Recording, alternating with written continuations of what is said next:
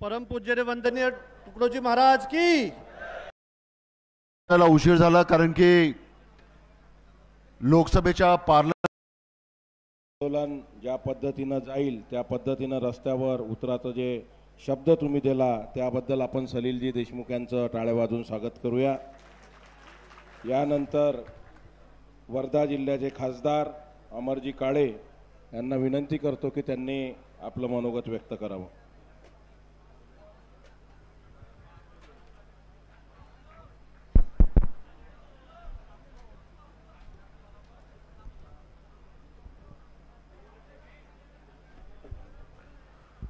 वंदनीय राष्ट्रसंत तुकडोजी महाराज की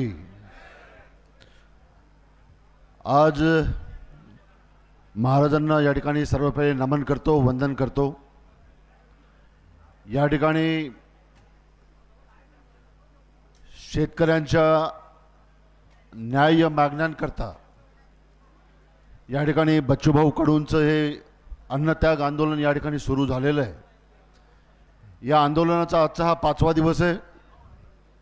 सर्वात पहिले तर बच्चूभाऊंची आणि आपल्या सर्वांची मी दिलगिरी व्यक्त करतो की मला पोहोचायला उशीर झाला कारण की लोकसभेच्या पार्लमेंटरी कमिटीचा दौरा ओरिसा राज्यामध्ये होता आणि तो पार्लमेंटरी कमिटीचा दौरा करून ओरिसा राज्याचा काल रात्री मी नागपूरला आलो आणि काल रात्री नागपूरला आल्यानंतर पहिल्यांदा आज या ठिकाणी बच्चूभाऊची भेट घेण्याकरता या ठिकाणी आलो। काल त्यांच्यासोबत फोनवर बोललो होतो, परंतु सर्वात पहिले आजच्या या निमित्तानं, आजच्या या कार्यक्रमाच्या निमित्तानं सर्वात पहिले वर्धा लोकसभा मतदारसंघाचा खासदार म्हणून बच्चूभाऊंनी ज्या न्याय्य 17 मागण्याकरता या ठिकाणी अन्नत्याग आंदोलन उभं केलेलं आहे, ज्याची सुरुवात केलेली आहे, त्या सर्व न्याय्य मागण्यांना आणि बच्चूभाऊंना या ठिकाणी वर्धा लोकसभा मतदारसंघाचा खासदार म्हणून मी या ठिकाणी सर्वात पहिले पाठिंबा देतो आणि पुढच्या काळामध्ये जोपर्यंत या मागण्या पूर्ण होणार नाही तोपर्यंत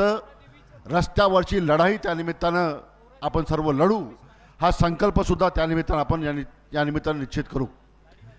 एक विदर्भातलं संघर्षशील नेतृत्व, एक विदर्भातलं लढवय्य नेतृत्व म्हणून आपण सर्व लोक बच्चूभाऊंकडे पाहतो। मी सुद्धा विधानसभेमध्ये 3 टर्म आमदार म्हणून काम केलं, त्याच्यातले जवळपास 10 वर्ष मी बच्चूभाऊंसोबत विधानसभेमध्ये काम केलं। सर्वसामान्याच्या न्याय्य प्रश्नाकरता सातत्यानं सरकारच्या विरोधामध्ये भूमिका घेण्याचं काम हे बच्चूभाऊ सातत्यानं करत आहे आणि आज सुद्धा दुर्दैवानं जरी त्यांचा विधानसभेच्या निवडणुकीमध्ये जरी त्यांचा पराभव झाला तरी सुद्धा बच्चूभाऊंची नाळ जी तुमच्या सर्वांसोबत जुळलेली आहे ती नाळ त्यांनी तुटू दिली नाही, हे सर्वात महत्त्वाचं आपण लक्षात घेतलं पाहिजे। आणि पराभव झाला असताना सुद्धा स्वतःचा विधानसभेच्या निवडणुकीमध्ये पराभव होऊन सुद्धा तुमच्या सर्व लोकांच्या न्याय मागण्याकरता आज इतकं मोठं आंदोलन हे बच्चूभाऊंनी या ठिकाणी उभं केलं आहे, त्याबद्दल सर्वात पहिले मी त्यांना मानाचा मुजरा या ठिकाणी करतो। आणि पुढच्या काळामध्ये ही जी लढाई आहे, ही लढाई काही फक्त एकट्या बच्चूभाऊची नाही आहे, ही आपल्या सर्वांची लढाई आहे। आणि मला या निमित्तानं फक्त इतक्याला आपल्याला सांगावंसं वाटतं की जेवढं आपण सोपं समजत असू तेवढी सोपी ही लढाई नाही आहे, कारण का आपला जो लढा आहे तो लढा मुजोर सरकारसोबत आहे, लक्षात घ्या। एक अतिशय मुजोर सरकार जे आहे त्याच्यासोबत आपला लढा आहे, आपण लक्षात घ्या। आणि हे सरकार 2 दिवसाच्या, 4 दिवसाच्या, 5 दिवसाच्या आंदोलनानं काही लवकर मानेल असं मला तरी वाटत नाही। त्यामुळे पुढच्या काळामध्ये बच्चूभाऊच्या तब्येतीची काळजी तर आपल्याला घ्यायचीच आहे, परंतु पुढच्या काळामध्ये बच्चूभाऊंनी उभं केलेलं आंदोलन हे पुढच्या काळामध्ये रस्त्यावर उभं करून त्या आंदोलनाला पुढे नेण्याचं काम आणि जोपर्यंत आपल्या सर्व न्याय मागण्या मान्य होत नाही तोपर्यंत हे आंदोलन सुरू करण्याचं काम, सुरू ठेवण्याचं काम हे आपल्या सर्वांना त्या निमित्तानं पुढच्या काळामध्ये करायचं आहे, हे मला या निमित्तानं आपल्याला प्रामुख्यानं सांगावंसं वाटतं। कारण की भारतीय जनता पक्षाचा जुना इतिहास जर आपण बघितला, मोदी साहेब आतापर्यंत फक्त एकचदा झुकले, आपण लक्षात घ्या। इथं जे काही सर्व आमचे शेतकरी बंधू बसलेले आहेत त्यांना मी सांगू इच्छितो की मोदी साहेब फक्त एकदा आतापर्यंत झुकले आहे, नाही तर मोदी साहेबांना झुकायची सवय नाही आहे।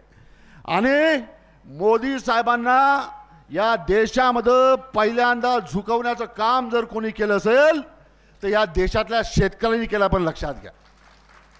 आपल्या सर्वांना माहीत आहे की ज्या वेळेला संसदेमध्ये 3 कृषी कायदे पारित करण्यात आले होते, या 3 कृषी कायद्याला देशातल्या शेतकऱ्यांचा विरोध होता, परंतु केवळ बहुमताच्या आधारावर संसदेमध्ये हे 3 कृषी कायदे हे त्यावेळेला मोदी सरकारनं पारित करून घेतले होते।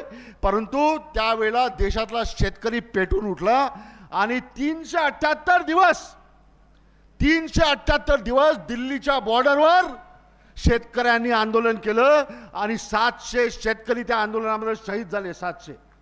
700 शेतकरी आंदोलनामध्ये शहीद झाले आणि शेवटी 378 दिवसाच्या आंदोलनानंतर 700 शेतकऱ्यांच्या बलिदानानंतर मोदी सरकारला झुकावं लागलं आणि 3 कृषी कायदे जे केवळ बहुमताच्या भरोशावर मोदी सरकारनं संसदेमध्ये पारित केले होते, ज्या 3 कृषी कायद्याला देशातल्या शेतकऱ्यांचा विरोध होता, ते 3 कृषी कायदे शेतकऱ्यांच्या ताकदीपुढे मोदी सरकारला संसदेमध्ये मागे घ्यावं लागले। आपण लक्षात घ्या।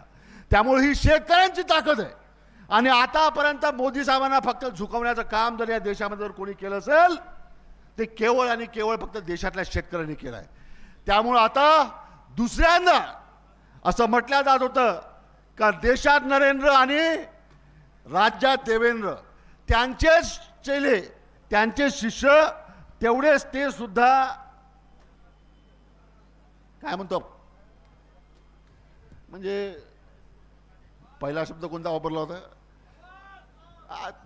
आता ते सोडा, फक्त विषय सांगतो इतका की ते सुद्धा नरेंद्र मोदी साहेबांचे चेले आहेत। आज मोजरीपासून आज हा 5वा दिवस आंदोलनाचा बच्चू भाऊचा आहे। आज आतापर्यंत इथं अमरावती जिल्ह्याचे पालकमंत्री कमीत कमी चंद्रशेखर बावनकुळे साहेब यांनी इथं येणं अपेक्षित होतं, त्यांनी येऊन इथं कमीत कमी बच्चू भाऊंसोबत चर्चा करणं अपेक्षित होतं, परंतु तेवढी सुद्धा साधी जे एक सौजन्य जे दाखवायला पाहिजे ते सुद्धा अमरावतीच्या पालकमंत्र्यांनी अजूनपर्यंत दाखवलं नाही। अजूनपर्यंत येऊन इथं सुद्धा प्रश्न तुमचे काय आहे हे सुद्धा त्यांनी समजून घेतलं। त्याचबरोबर जर आपण पाहिलं तर देशाचे आपल्या राज्याचे मुख्यमंत्री माननीय देवेंद्रजी फडणवीस साहेब, आज जर आपण बघितलं तर मोजरीवरनं फक्त 100-125 किलोमीटरवर आज त्या ठिकाणी आमचे राज्याचे मुख्यमंत्री राहतात। जर मनात आणलं असतं तर ते सुद्धा या ठिकाणी येऊन या प्रश्नाची दखल त्या निमित्ताने घेऊ शकले असते, बच्चू भाऊची भेट घेऊ शकले असते, परंतु त्यांनी सुद्धा इथं येऊन बच्चू भाऊंना भेटण्याचं सौजन्य दाखवलं नाही। त्यामुळे हे सरकार जे आहे ते सरकार केंद्रातलं असो की सरकार राज्यातलं असो, हे मुजोर सरकार आहे आणि या मुजोर सरकारला पुढच्या काळामध्ये वटणीवर आणण्याचं काम हे त्या निमित्तानं आपल्याला करायचं, मला या निमित्तानं सांगावंसं वाटतं। आणि आज या कार्यक्रमाच्या निमित्तानं मी फक्त आपल्याला इतकं सांगू इच्छितो का एवढं खोटं बोलणारे आणि एवढं लबाड सरकार आतापर्यंत या राज्यानं कधी बघितलं नाही।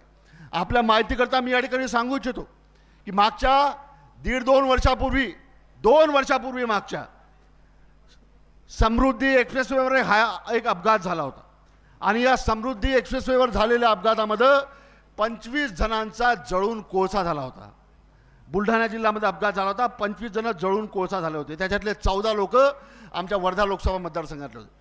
आणि त्याच्यानंतर हे 25 लोक जळून कोळसा झाल्यानंतर त्या दिवशी एकनाथ शिंदे साहेब, देवेंद्र फडणवीस साहेब त्या ठिकाणी त्यांनी भेट दिली आणि भेट दिल्यानंतर देवेंद्र फडणवीस साहेबांनी त्यावेळेला घोषणा केली होती की जे लोक या अपघातामध्ये मृत्यू पावलेले आहेत यांना महाराष्ट्र सरकारकडनं 25 लाख रुपयाची मदत करण्यात येईल।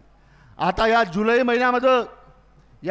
महिन्यामध्ये समृद्धी एक्सप्रेसवेच्या अपघाताला आता 2 वर्ष पूर्ण होणार आहे, परंतु तत्कालीन उपमुख्यमंत्री असलेले देवेंद्र फडणवीस साहेब यांनी जो शब्द दिला होता की जे अपघातामध्ये मरण पावले त्यांना 25 लाख रुपये आम्ही देऊ, अजूनपर्यंत एकाही व्यक्तीला 2 वर्षापासून 25 लाखाची मदत ही महाराष्ट्र सरकारने केलेली नाही, आपण लक्षात घ्या।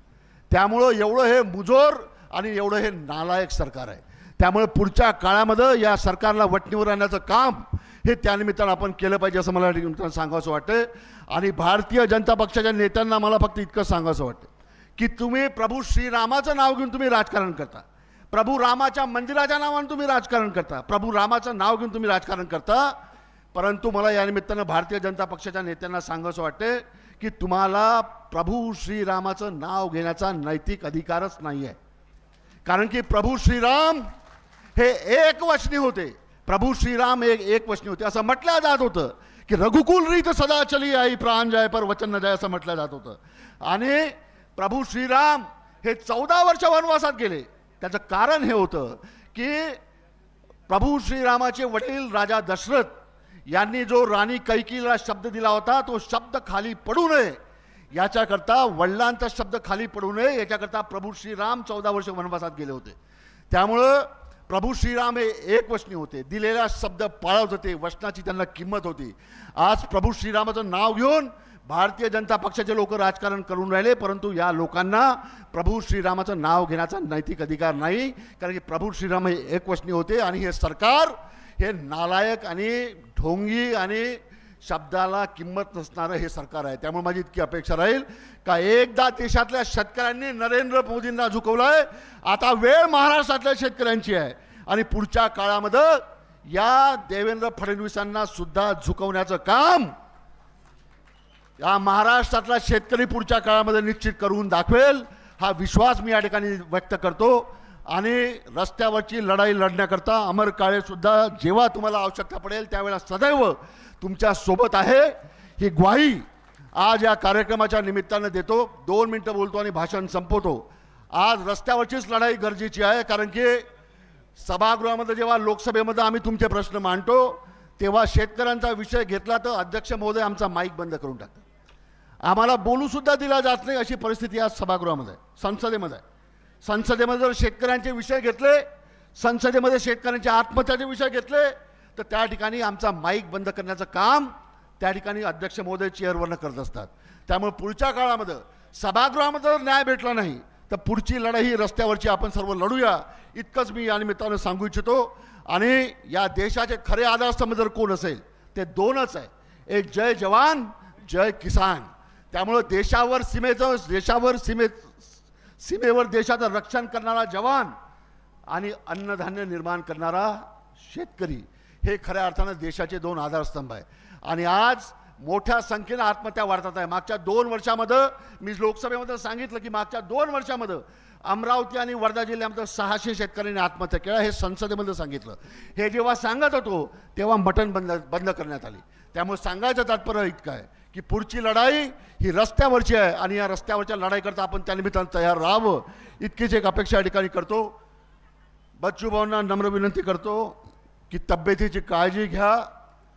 तुमची गरज या राज्याला आहे, तुमची गरज या राज्यातल्या शेतकऱ्यांना आहे, तुमची गरज या राज्यातल्या अपंगांना आहे, राज्यातल्या दीनपीडित लोकांना तुमची गरज आहे.